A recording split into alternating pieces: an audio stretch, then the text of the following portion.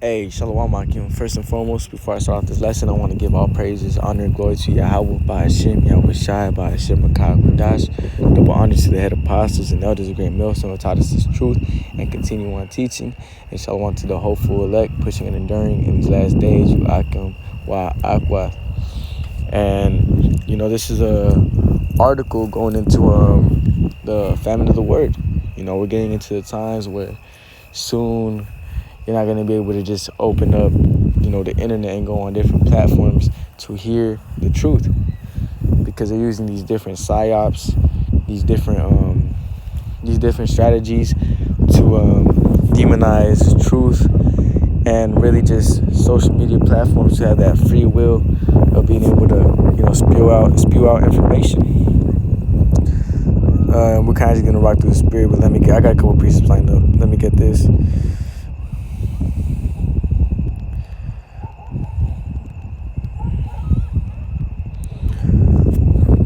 2 Corinthians 2:11. Lest Satan, who's the physical embodiment of Satan? The so-called and self-proclaimed, white man. Mainly the elites of Amalek. But back to the point, 2 Corinthians 2:11. Lest Satan should get an advantage of us, for we are not ignorant of his devices. And let's go into that word ignorant. Ignorant, uneducated, unknowledgeable, untaught, unschooled, untutored, untrained, illiterate, unlettered, unlearned. For we are not uneducated of his devices, for we are not unknowledgeable of his devices.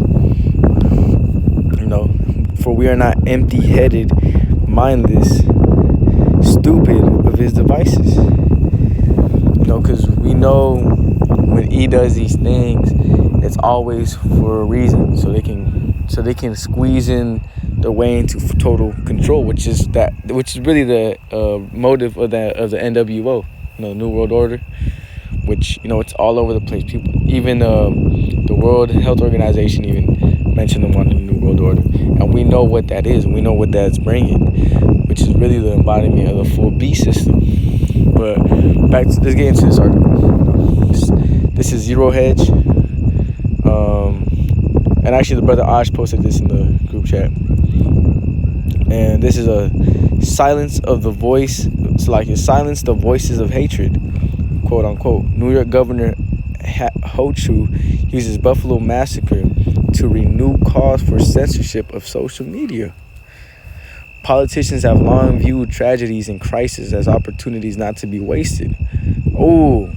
Politicians have long viewed tragedies and crises as opportunities not to be wasted.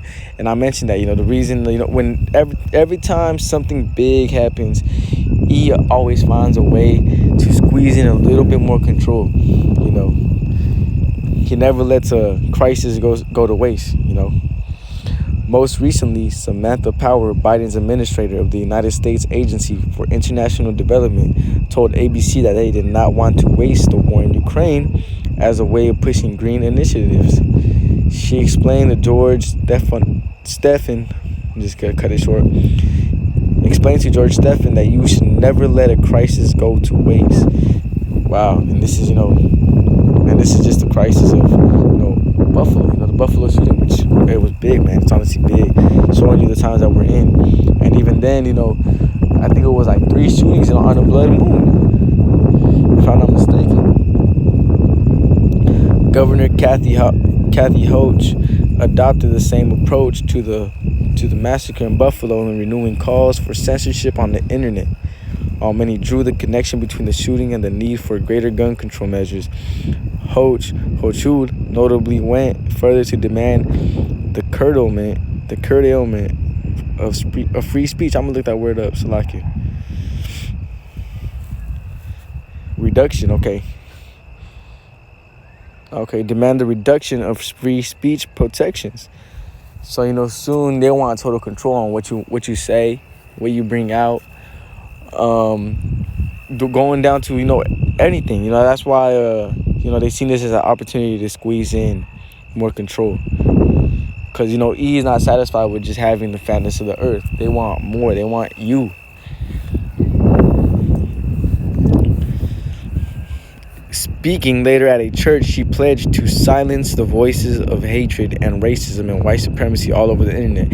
And what do they label, us in this truth of the, being in the knowledge of the Hebrew Israelites? They call us what? Black supremacists, racist, et cetera, et cetera. So silence the voices of hatred and racism and white supremacy all over the internet. So they're getting ready to come in with this thing, man, which is prophecy. We need these things to happen. We need E to shut this internet down. And even E himself, I think they came out and said that they regretted even inventing the internet. Why? Because it really exposed them, really through the spirit and power of Yahweh Shem Yahweh Shai down to the prophets. But this is Amos 8:11. Behold, the days cometh, saith the Lord power, that I will send a famine in the land. Not a famine of bread, nor a thirst of water, but of hearing the words of the Lord. Yahweh Shem Yahweh Shai, hearing this word. The true breakdown of these scriptures. That's what the times are coming into.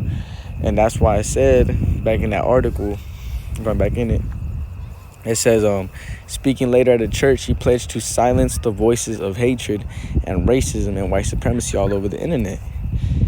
And before that, what George Stephan, he said that you should never let a crisis go to waste. So they're going to use this to come in with that famine of the word. But this is 2nd Ezra 9:11, because the doors of repentance are still open. You're still able to open YouTube and go into our lessons. Go into brothers' videos and still watch breakdowns, etc., etc.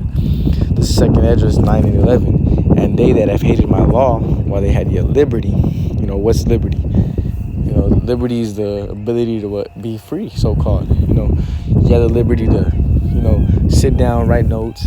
You have the liberty to watch these lessons. You have the liberty to go out and go into a nice little park or whatever, and read a couple chapters, read a couple books, watch a couple lessons, etc., etc. To really feed the spirit.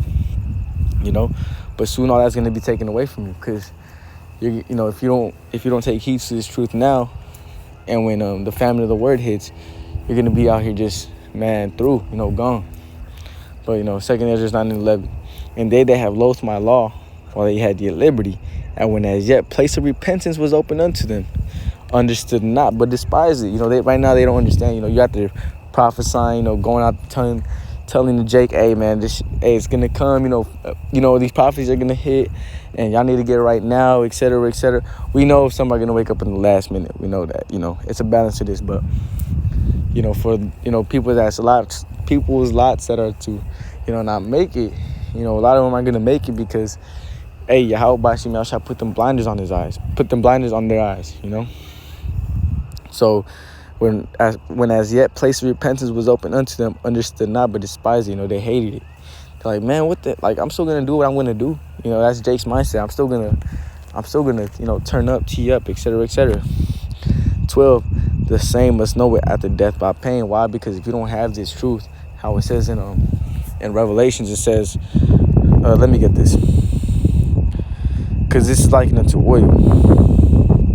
Damn, I straight spelled that wrong. It's incorrect. Revelation 6 right here. 6 and 6. And I heard the voice in the midst of the four beasts say, a measure of wheat for a penny, and 3 measures of barley for a penny. And see thou heard not the oil and the wine. But the 2/3, they're gonna have to. The way they're gonna come back and to the kingdom, they're gonna die. They're gonna die. It's pretty much hit through the either nuclear missiles or through Jacob's trouble, which we know Jacob's trouble consists of a lot of things. Famine, swords, guns, etc., etc.